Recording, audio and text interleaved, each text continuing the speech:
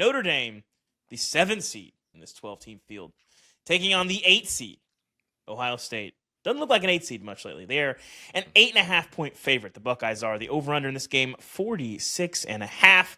67% of the money line bets, by the way, are on Ohio State. And 53% of the bets overall are taking Ohio State to cover. So pretty even split there. Chris, I guess we'll start with you. Do we just think Ohio State's going to romp here? Do we feel like does Notre Dame have a shot in this ball game? I mean, not to spoil our picks, but I feel like Ohio State's in a really good position here. I think Ohio State's going to kind of roll here. Not because I don't necessarily think Notre Dame is not good. I think they're just too worn down from all the injuries. You're down multiple offensive line starters. Jeremiah Love is not 100%. Your running back. And Ohio State is healthy. They've got healthy running backs, quarterbacks. The offensive line obviously lost a couple of guys, but they have been fine, in the playoffs. So I'm kind of surprised only 67% of those money line bets on Ohio State. I guess that's kind of high. And Notre Dame gets a lot of people putting money on them anyway because it's Notre Dame. I don't know if I'd say foregone conclusion. I do think Notre Dame has a shot. I did see Texas play Ohio State closer than I thought they would. But I'm feeling really good about Ohio State. I think we have to start the conversation with Jeremiah Smith. It's very curious to see if this will look any different. I feel like it's notable. Dame, I want to get your thoughts on this. Maybe he's just talking, and maybe it's just a thing. But earlier this week, Notre Dame's freshman All-American Leonard Moore said, we're not going to change who we are. We're going to play man coverage like we do every week. We're going to go out there and challenge their receivers. Best of luck, my guy. Best of luck. Dave, you went to the master's school of media relations in college football. It is a freshman, so I don't know that it's like he's doing anything more than just saying what's on his mind here. But do you really think like Notre Dame will play that much man on Egbuka and Smith? And two, like, is it possible to do that and win more battles than you lose? I don't think it's possible to do that and win more than you lose. As far as will they actually do that, I would probably lean away from that. I wouldn't try to replicate what Texas did because again, you don't want to change your philosophy. You don't want to admit that you can't cover these guys. Like you want to throw a mix of man-to-man coverage, but you want to play a lot of zone or just, play off and make these guys drive the length of the field while focusing in on Jeremiah Smith and eliminating him being the main guy that beats you. Because we saw in the Ohio State-Texas matchup, when you take away Jeremiah Smith, granted they did it with sometimes 2 and 3 guys, but if you can just find a way to eliminate him from their offense, they don't look as immortal as they have seen when Jeremiah Smith obviously pops off and has explosive games. But I would not go into this game thinking, okay, well, we're gonna base ourselves on we can cover these guys one-on-one, and if they beat us, then they just beat us. Because I can tell you right now, they will beat you. Jeremiah Smith, regardless of what this freshman from Notre Dame said, let's not forget what Jeremiah Smith said, which is if you cover me one-on-one, we're going to take shots, they're going to throw me the ball, and I'm going to make game-changing plays. So I definitely respect the confidence in saying that you feel like you can cover these guys because, again, you don't want to go into a matchup playing like you're scared, and you don't want to go in talking and seeming like you're afraid. But let's call a spade here. This Ohio State receiving corps is the best in the country. They have been all year long. They have guys who can take the top off, whether they're throwing deep balls. They're great with their rack, which is run after catch. I mean, this isn't the matchup. The national championship in the last game, the most important game of the season, is not the matchup to say, okay, well, we're going to die on our sword, and if they just beat us by us playing man coverage, then, hats off to them. Because, again, I think we can all agree, if Notre Dame takes that strategy, it'll probably be a long night for their secondary. So and also Texas has better personnel than Notre Dame does. Well, Notre Dame's got a really good secondary. But this is my biggest question of the game because I was at the Texas-Ohio State game from the press box, and I watched every single play. There was a safety on Jeremiah Smith on top of usually Jahdae Barron. They were bracket coveraging him every single time. And even on 3rd and long, sometimes they'd have a third guy over there, maybe like a linebacker or a nickelback over there. They did everything they could to make sure Jeremiah Smith was not going to beat us. And you know what? It almost worked. If you don't allow Travion Henderson to go 75 yards on a screen pass and a couple things going another way, Texas can win that game. So the difference is, though, that Notre Dame, like we just said, plays so much man coverage and sometimes a lot of cover 1, too.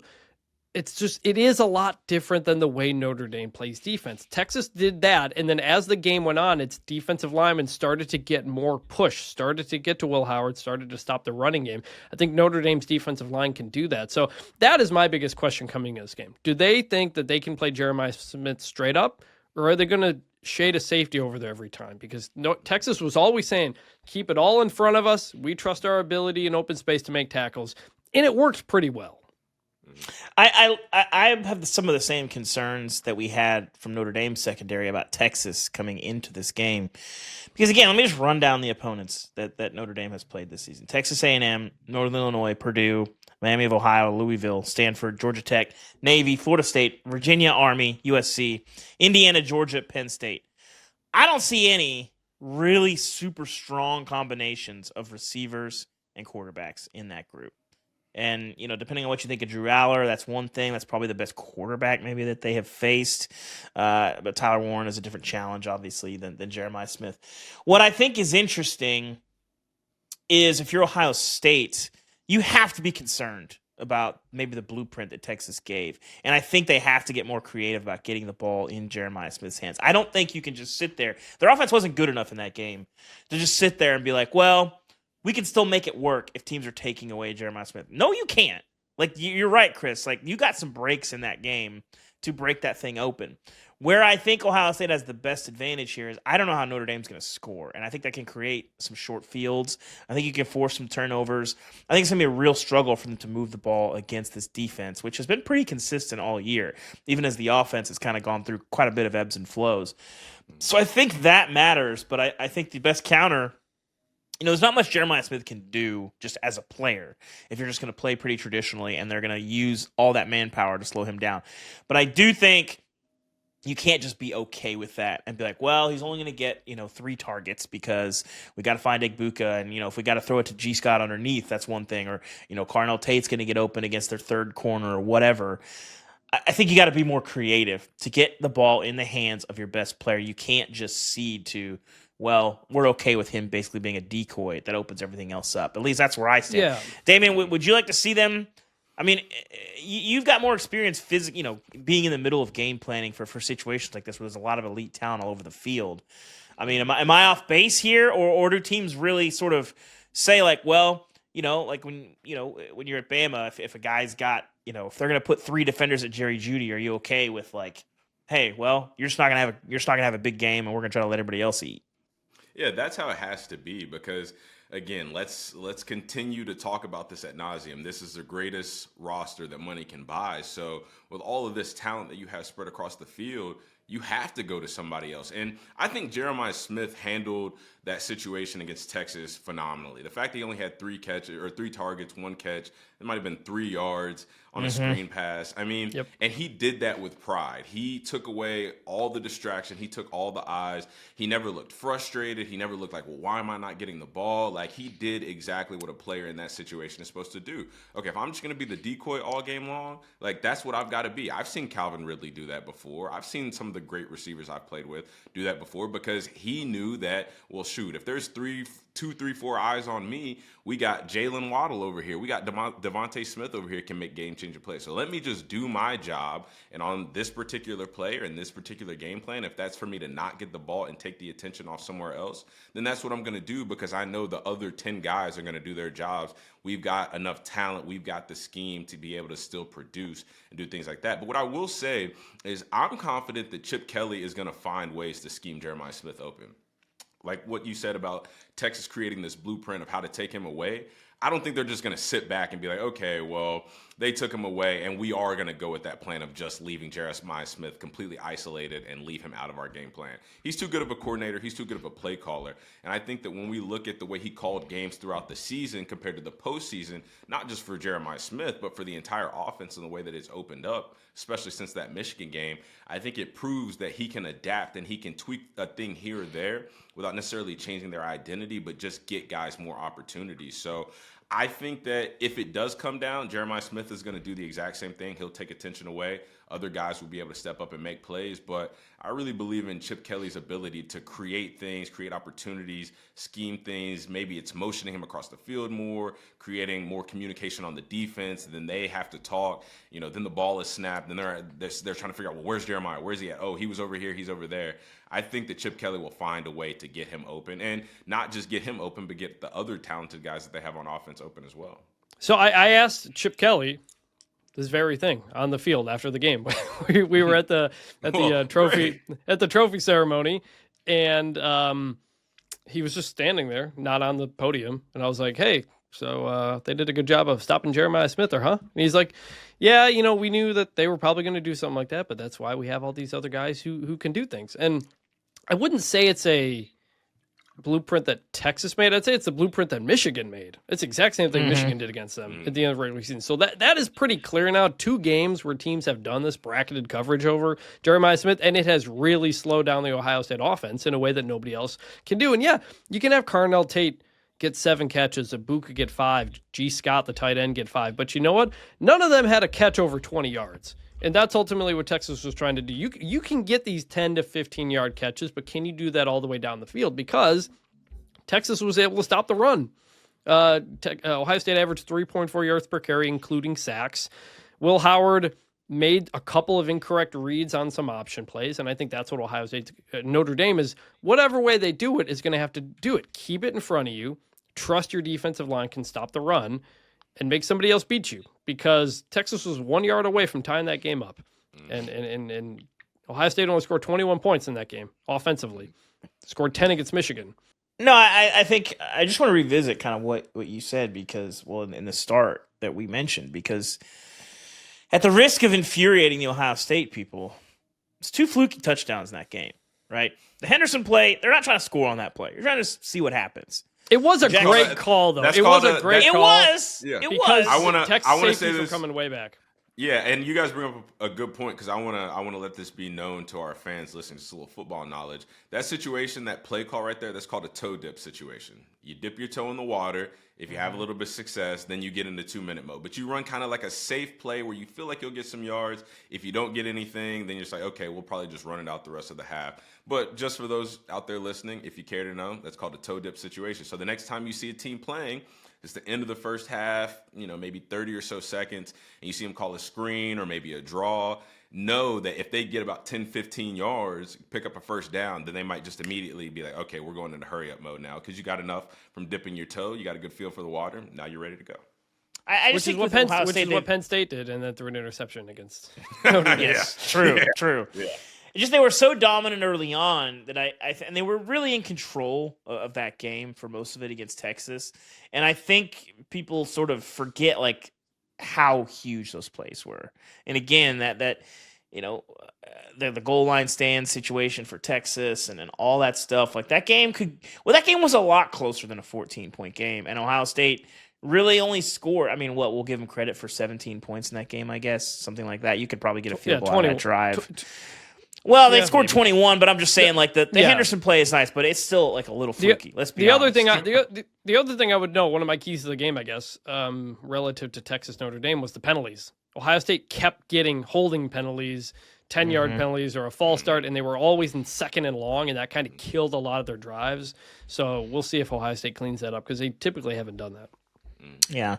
So I'm excited for this game, but I really do think, Chris, what % chance is it that Notre Dame scores 20 points in this game? 20? I'll probably give you a 30, 40% chance. But the problem is, if you're Ohio State, 15. If you're Ohio State and you're thinking, hey, defensively, we'll hold these guys to 17. All we got to do is score 20 to win.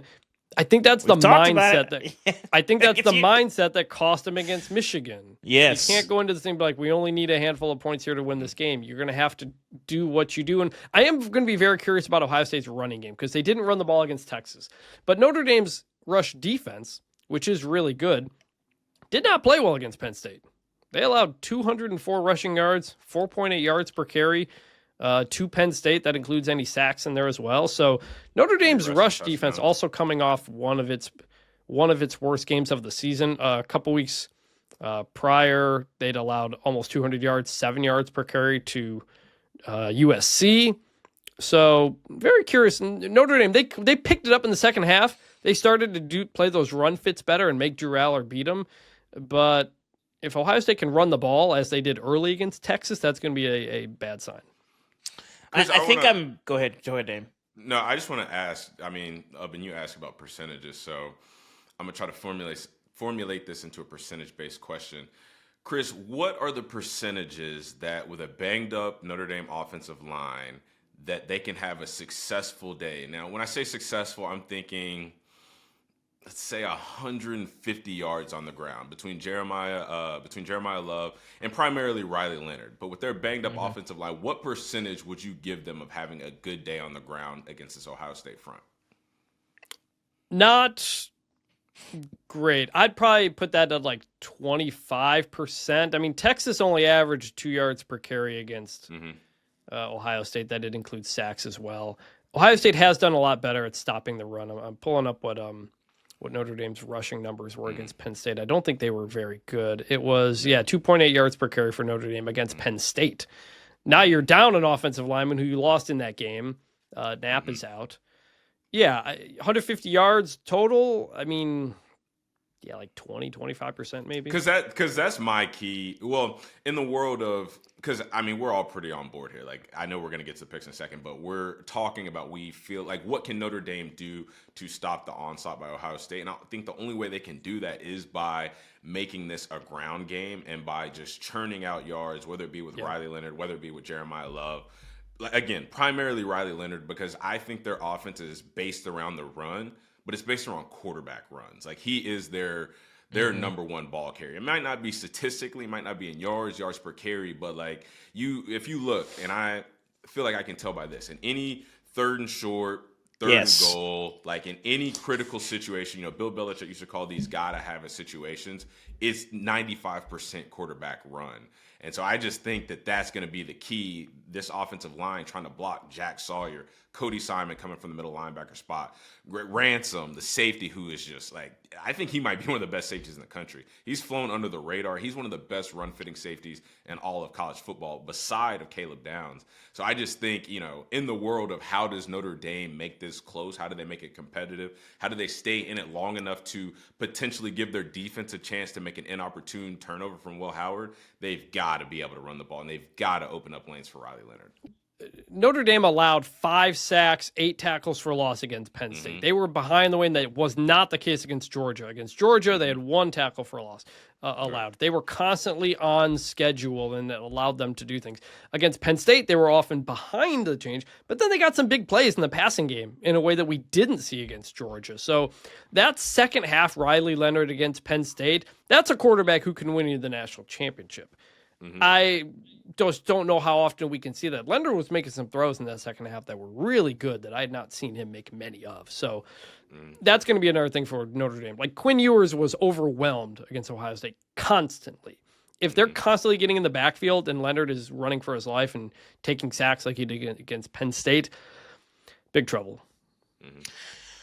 I think you mentioned that pass rush. I just think if you can confuse the picture for Will Howard, you're going to get a much better result. Some of the balls that he was throwing against Tennessee, especially a little bit against Oregon, when he's confident, he knows what he's seeing. Will Howard is at his best. He's played a lot of football, but I haven't seen a lot of Will Howard, like 8 yards, 6 yards, 7 yards, picking people apart, reading the zone really well, finding the open spot. That's not really been a lot of what we've seen from him. And so I think if you can keep, obviously, over the top, that's the most important thing. But change the picture, move guys around, make him unsure of what he's seeing. You might get him to hesitate. That pick he threw in the second half, was really bad. He just He didn't was see the forcing. line. He He was forcing it to Jeremiah Smith underneath there. Yep.